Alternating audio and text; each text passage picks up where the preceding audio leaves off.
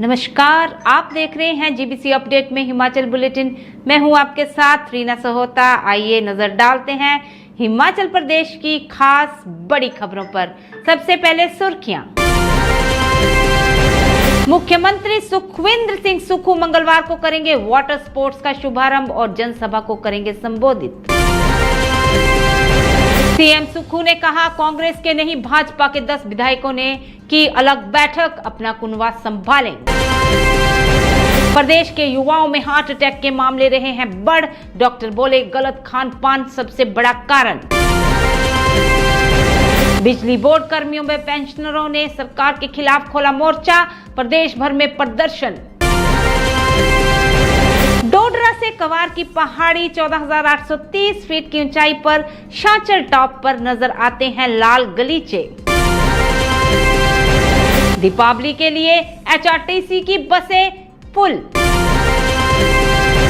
मन की बात कार्यक्रम सुनने के बाद बोले नेता प्रतिपक्ष जयराम ठाकुर, 2 साल से सिर्फ कर्ज ही लेती रही है सरकार।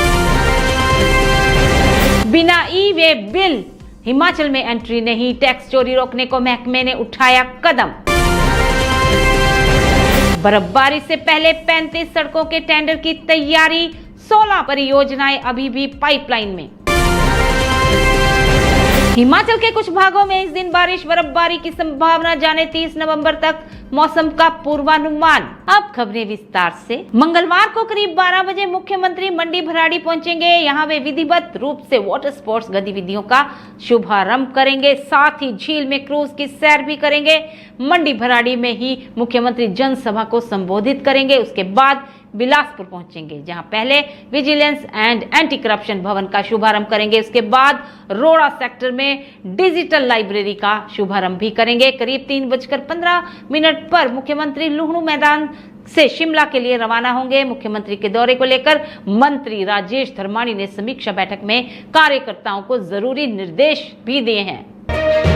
मुख्यमंत्री सुखविंदर सिंह सुक्खू ने कहा है कि 10 विधायकों के बिलासपुर में जुटने का मामला भाजपा से जुड़ा हो सकता है।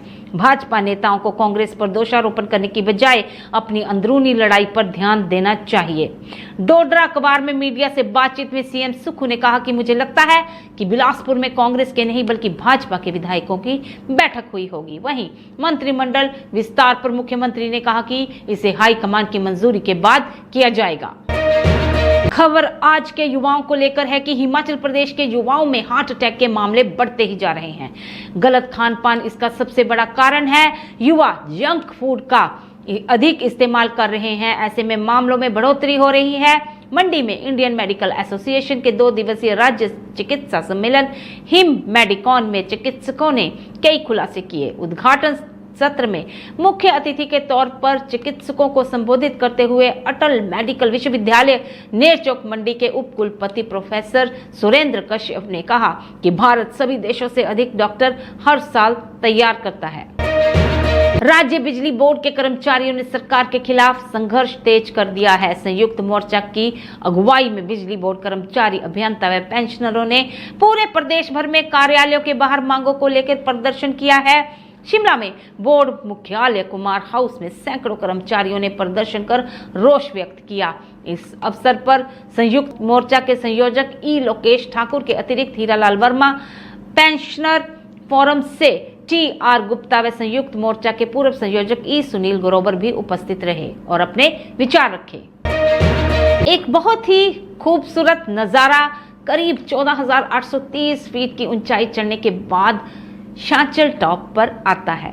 शांचल दर्रे को लांघकर जब दूसरी ओर नीचे उतरते हैं तो पहले डोडरा आता है, फिर नीचे रूपिन खड्ड पर पुल को पार कर उस तरफ कवार की पहाड़ी आती है।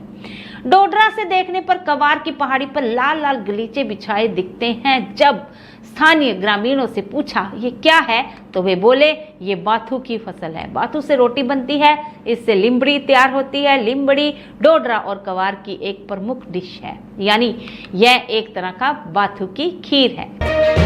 दिवाली के मौके पर विशेष रूप से चलाई जाने वाली एचआरटीसी की स्पेशल बसों की बुकिंग फुल हो गई है। इन बसों के लिए ऑनलाइन बुकिंग की व्यवस्था की गई थी और सूत्रों की माने तो सभी बसें ऑनलाइन बुक हो चुकी हैं।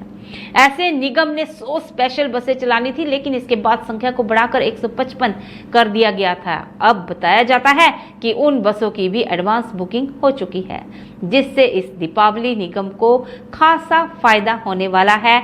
इक्का दुक्का रूट ही ऐसे बचे हैं जहां पर बसों में कुछ सीटें होंगी, क्योंकि अधिकांश बसें जो कि चंडीगढ़ व दिल्ली जानी है उनकी एडवांस बुकिंग हो चुकी है। 29 अक्टूबर से इन बसों का संचालन शुरू हो जाएगा। बात राजनीतिक गलियारों से। पूर्व मुख्यमंत्री एवं नेता प्रतिपक्ष जयराम ठाकुर ने रविवार को प्रधानमंत्री श्री नरेंद्र मोदी के चर्चित कार्यक्रम मन की बात का एपिसोड 16 में पार्टी के पदाधिकारियों एवं कार्यकर्ताओं के साथ सुना। उन्होंने कहा कि एक तरफ प्रधानमंत्री के ऐसे लोकप्रिय कार्यक्रम है और दूसरी ओर प्रदेश में एक ऐसी सरकार चल रही है जो 2 साल में कोई भी कार्यक्रम शुरू कर ही नहीं पाई। उन्होंने कहा कि सीएम आर्थिक संकट, कोरोना रोककर जनता को असल मुद्दों से दूर रखना चाह रहे हैं। उन्होंने ये भी कहा कि भाजपा सरकार ने 5 साल में मात्र 19,000 करोड़ का ऋण लिया, जबकि कांग्रेस ने मात्र 2 साल में 30,000 करोड़ का ऋण ले लिया है। इतना पैसा आने के बावजूद भी खर्च कहां किया जा रहा है, इसका हिसाब मुख्यमंत्री जल्दी दें। दिवाली से पहले आबकारी और कराधान विभाग ने मुस्तैदी बढ़ा दी है। पड़ोसी राज्यों से सटी सीमाओं पर चौकसी बढ़ाई गई है और ई-वे बिल के दाखिल होने वाले वाहनों की जांच की जा रही है। अब बिना ई-वे बिल के कोई भी मालक वाहक वाहन प्रदेश में दाखिल नहीं हो पाएगा। इसके अलावा एक जगह से दूसरी जगह जाने वाले वाहनों को भी ई-वे बिल लेना जरूरी होगा। मालक वाहक वाहनों के अलावा दिल्ली, पंजाब, हरियाणा और उत्तराखंड से आने वाली वोल्वो और दूसरी बसों पर भी निगरानी रखी जा रही है। गौरतलब है कि दिवाली के समय बड़ी तादाद में बाहरी राज्यों से बिना बिल के सामान से लदी गाड़ियां प्रदेश में दाखिल होने की संभावना रहती है। राज्य सरकार की मंजूरी के बाद अब नाबार्ड ने सभी 35 प्रोजेक्ट पर काम करना शुरू कर दिया है, उन्हें अनुमति दे दी है। पीडब्ल्यूडी इन प्रोजेक्ट पर बर्फबारी से पहले टेंडर प्रक्रिया पूरी करने की तैयारी में है। हालांकि बर्फबारी प्रभावित इलाकों में काम मार्च के बाद आगामी वित्तीय सत्र में भी शुरू किया जा सकता है। पीडब्ल्यूडी ने मौजूदा वित्तीय वर्ष में 51 प्रोजेक्ट प्रस्तावित किए थे और इनमें से 35 को पहले चरण में मंजूरी मिल गई है, जबकि 16 प्रोजेक्ट अभी भी पाइपलाइन में है। दरअसल 35 प्रोजेक्ट की मंजूरी 17 सितंबर को मिली थी और इसके लिए नाबार्ड ने राज्य सरकार को सभी औपचारिकताएं पूरी करने के लिए 1 महीने का वक्त दिया है। पहली मंजूरी होने के बाद 16 प्रोजेक्ट पर नाबार्ड को प्रतिक्रिया देनी थी।